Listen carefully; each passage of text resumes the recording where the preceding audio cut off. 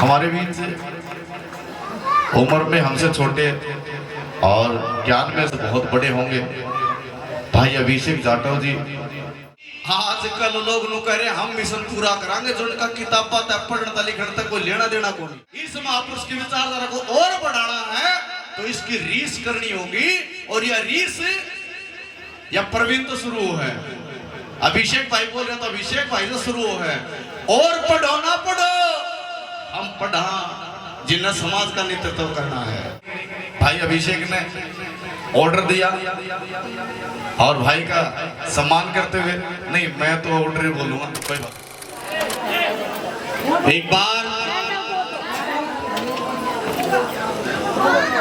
जोरदार नारा लगा के इस बात की उपस्थिति दर्ज कराएं कि आज गाजियाबाद की चरण सिंह कॉलोनी के अंदर समाज के लोग हमारे रहबर हमारे मसीहा की जन्म जयंती को मना रहे हैं। तो नारा इतनी जोर से लगाएंगे कि लोगों के घर घर तक पहुंच जाना चाहिए। ओ जय जय जय जय जय भीम।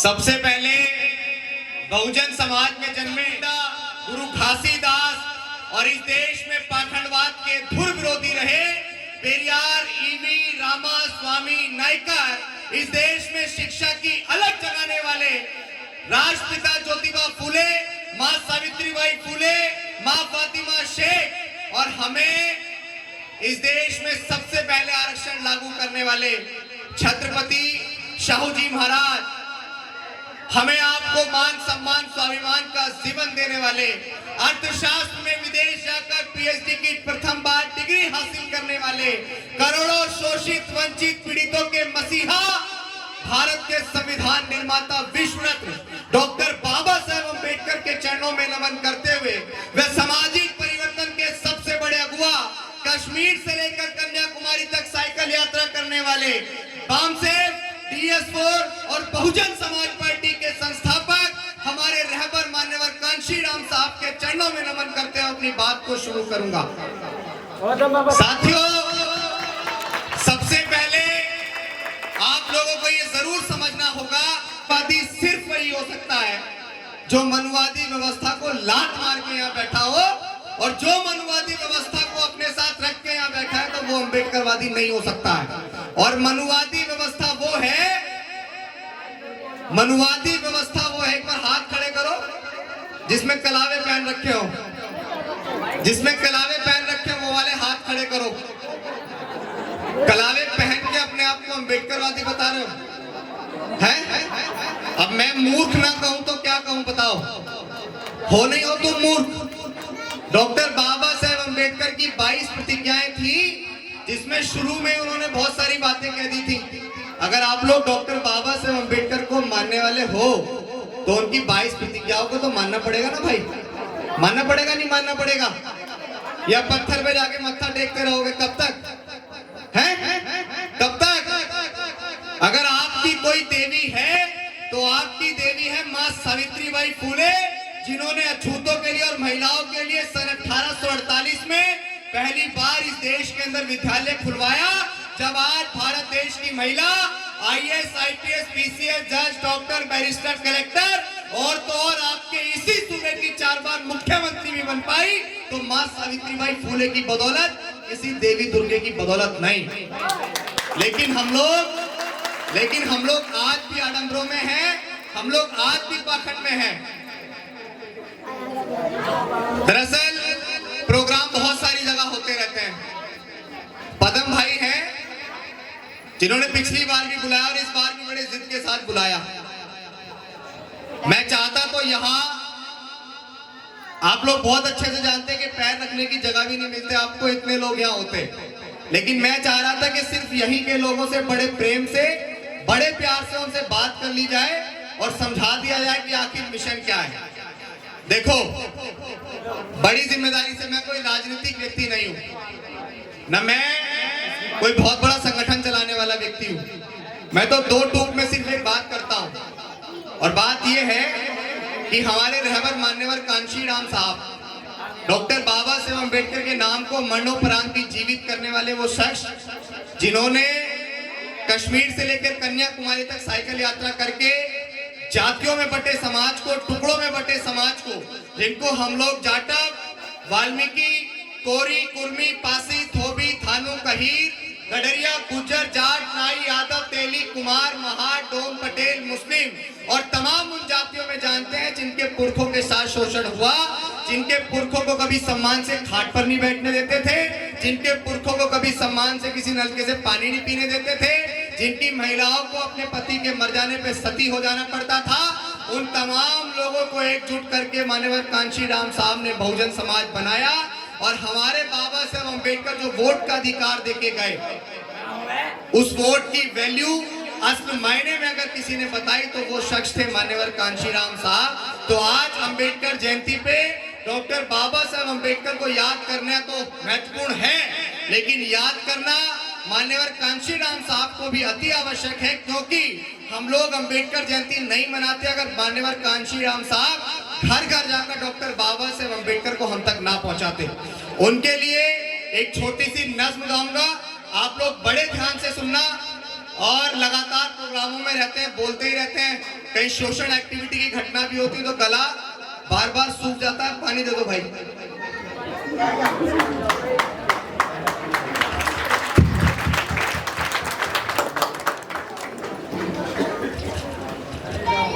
देखो मैं कोई कलाकार तो हूं नहीं, कलाकार तो आपके बीच बैठे हुए हैं और परवीन भाई बड़े अच्छे कलाकार हैं। इनका एक बहुत फेमस गाना है जो हमने कई बार सुना है, उधम सिंह का फैंस हूं, हाँ, तो वो बहुत अच्छा गाना है। और ये लोग बैठे, मैं तो कोई कलाकार हूं नहीं, लेकिन ये है कि जो भी दो चार बातें हैं आपको समझा देता हूं नज़्मों के माध्यम से। तो सुनिएगा, कांशीराम साहब के लिए मैं पढ़ रहा हूं। सब बुजुर्गों का सपना सजाए थे, सब बुजुर्गों का सपना सजाए थे, जिंदगी बन के आए थे, जिंदगी बन के आए थे। हे पैदा हुए पंजाब में, नाम था कांशीराम, घर घर तक पहुंचा दिए संतों का पैगाम। पैदा हुए पंजाब में, नाम था कांशीराम, घर घर तक पहुंचा दिए संतों का पैगाम। सब बुजुर्गों का सपना सजाए थे, जिंदगी बन के आए थे। धन्यवाद। थोड़ी बारीकी से बात कर ली जाए, नौजवान साथी भी हैं, तमाम पार्टी संगठन के लोग होंगे। कितने लोग जानते हैं कि हमने एक पैदल मार्च शुरू किया था डॉक्टर बाबा साहब अम्बेडकर की जन्मस्थली मध्य प्रदेश के महू से? कितने लोग जानते हैं? हाथ उठा के बताओ। आप सब बहुत अच्छे से जानते हैं। मैं उस बात पे चर्चा इसलिए कर रहा हूं क्योंकि वर्तमान समय में वो बात बेहद जरूरी है, क्योंकि सामाजिक परिवर्तन का मूवमेंट, जिस मूवमेंट को, मेरी बात बड़े ध्यान से सुनना है, सब लोगों को शांत कराओ पहले तो, और जो यहाँ पी के खड़ा हो 1 मिनट में उसको भगा दो यहाँ से। मैं नौजवानों को और अपने समाज को बड़ी जिम्मेदारी से एक बात कह रहा हूं और आप समझने का प्रयास नहीं करना। मान्यवर कांशीराम साहब साल 2006 9 अक्टूबर को हमारे बीच से हमें छोड़कर चले गए थे। इस प्रदेश में कभी डॉक्टर बाबा साहब अम्बेडकर के मानने वालों की सरकार हुआ करती थी, जो सरकार साल 2007 में आखिरी बार बनी, और सरकार का यह दबदबा था कि अगर कोई फटी धोती वाला व्यक्ति भी अगर किसी पुलिस स्टेशन में पहुंच जाए, दरोगा को बताए कि भाई मेरी कंप्लेंट लिखो, और पता लग जाए किस समाज का है, तो दरोगा अपनी कुर्सी छोड़ देता था। वो सत्ता की पावर आखिर हमारे हाथ से क्यों चली गई, इस पे कौन बात करेगा? मैं पर्सनली नहीं, मेरी 30-35 लोगों की टीम है जो अपने घर परिवार को छोड़कर डॉक्टर बाबा साहेब अम्बेडकर की जन्मस्थली मध्य प्रदेश के महू से निकली, जिसका नाम था बहुजन जागो मार्च और जिसका उद्देश्य था बहुजन नेताओं साथ में आओ। क्योंकि हम बहुत अच्छे से जानते हैं कि बिखरा हुआ समाज कभी शासक नहीं बन सकता है। बन सकता है क्या?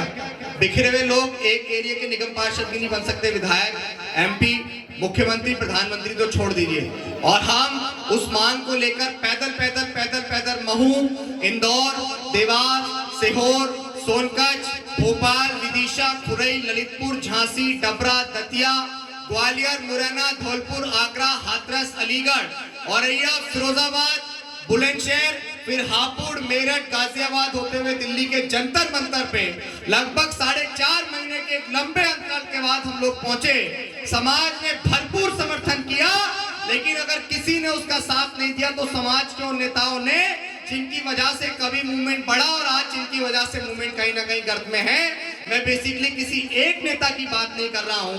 अगर मैं खुल के बात करूं तो आज कहीं ना कहीं समाज 2 भागों में विभाजित हो गया है। और मैं राजनीतिक व्यक्ति नहीं हूं, लेकिन सामाजिक व्यक्ति होने के नाते मेरी ये जिम्मेदारी बनती है कि समाज के लोग जिस मुखौटे को लगा के आज खड़े हो गए हैं, उस मुखौटे को हटाया जाए।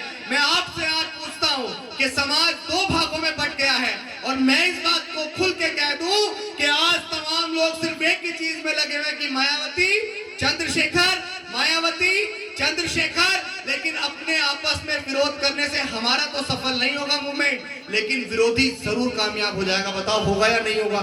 इस आपस की लड़ाई में विरोधी कामयाब होगा या नहीं होगा? एक ही समाज के लोग, एक ही मूवमेंट के लोग, फूले, शाहू, पेरियार, लड़ाई, अम्बेडकर और मान्यवर कांशीराम साहब की विचारधारा की बात करने वाले लोग आज आपस में लड़ रहे हैं। जो बीत गया है कल, वो आज नहीं होता। और सबसे ऊंचा उड़ने वाला पक्षी सिर्फ आज नहीं होता, और जिस कौम के नौजवान संघर्ष नहीं करते, उस कौम के सर पे कभी ताज नहीं होता, उस कौम के सर पे कभी ताज नहीं होता। मैं आपसे कहना चाहता हूं कि आज अगर इस मूवमेंट को बचा सकते हैं तो नौजवान बचा सकते हैं। नौजवानों को अपने घर को छोड़ के निकलना पड़ेगा, और बिना शिक्षा के कोई भी मूवमेंट साकार नहीं हो सकता। इस बात को ध्यान में उतार लेना। यहाँ नौजवान खड़े हैं, सिर्फ जय भीम का उद्घोषण करने से, सिर्फ डॉक्टर बाबा साहेब अम्बेडकर की जय जयकार करने से मूवमेंट सफल नहीं होगा। डॉक्टर बाबा साहेब अम्बेडकर कैसे सफल हुए? क्योंकि बाबा साहेब अम्बेडकर ने विपरीत से विपरीत परिस्थितियों में भी शिक्षा को नहीं छोड़ा। तब बाबा साहेब अम्बेडकर पूरे विश्व का सबसे बड़ा लिखित संविधान लिख पाए, जिसके अंदर आपको सारे राइट अधिकार मिले की बदौलत। हो इस तरह हौसले आजमाया करो, मुश्किलें देख कर मुस्कुराया करो।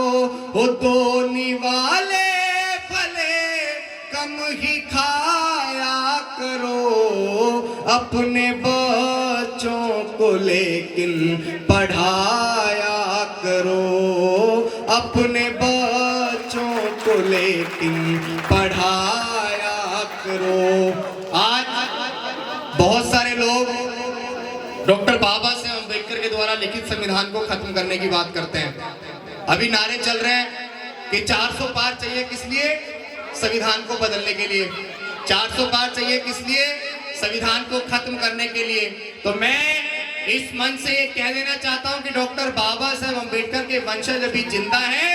अगर भारत के संविधान पे आंच भी आई तो या तो मार देंगे या मर जाएंगे। संविधान को बदलने का मुगालता अपने दिमाग से निकाल देना। जिनको भी ये भ्रम हो चुका है, जिनको भी ये भ्रम हो चुका है कि वो भारत के संविधान को खत्म कर देंगे, तो भारत के संविधान से मुझे सारे अधिकार हैं, और अगर उस संविधान जब तक स्थापित है तब तक उसके दायरे में है। लेकिन अगर संविधान को बचाने के लिए तलवार भी उठानी पड़ेगी तो क्या हम संकोच करेंगे? मैं तो बिल्कुल संकोच नहीं करूंगा, क्योंकि जब तक संविधान है, जब तक हम हैं, और मैं भी ये कहता हूं कि जब तक इस देश में संविधान है, आपको तलवार उठाने की जरूरत नहीं है। कलम, ये कलम आपको वो पावर देती है कि 100 तलवारें एक तरफ और ये कलम एक तरफ। तो जब तक संविधान है, जब तक तलवार मत उठाना। और जिस दिन ये लगे कि संविधान खत्म हो रहा है और इसको खत्म करने का प्रयास किया जा रहा है, उस दिन तलवार उठाने से गुर्रेज भी मत करना, बिल्कुल गुर्रेज मत करना। क्योंकि अगर संविधान नहीं होगा तो हमारे पास कोई भी राइट, कोई भी अधिकार नहीं। हम अम्बेडकरवादी हैं बेटा, कि हम अम्बेडकरवादी हैं बेटा। जिस दिन औकात पे आ गए ना तो तुम्हारी सारी गर्मी झाड़ देंगे और संविधान को बदलने की बात मत करना कि बाबा साहेब को गाली मत देना तुम्हारा, वरना हम भी कानून भूल गए ना तो जितनी तुम्हारी लंबाई है उससे दुगना जमीन में गाड़ देंगे। हो आपके सारी खतों से गुजर जाएंगे, हो आपके सारी खतों से गुजर जाएंगे, हो मत समझना डराने से डर जाएंगे, हो मौत के नाम का खौफ देता है क्यों, मौत जिस रोज आएगी मर जाएंगे। कि मुझको जालिम का तरफदार नहीं लिख सकते, कम से कम वो मुझे लाचार नहीं लिख सकते, और जान हथेली पर लिए जो बोल रहा हूं सच, उसे इस देश के बिकाऊ अखबार नहीं लिख सकते। बहुत बहुत धन्यवाद। जय भीम।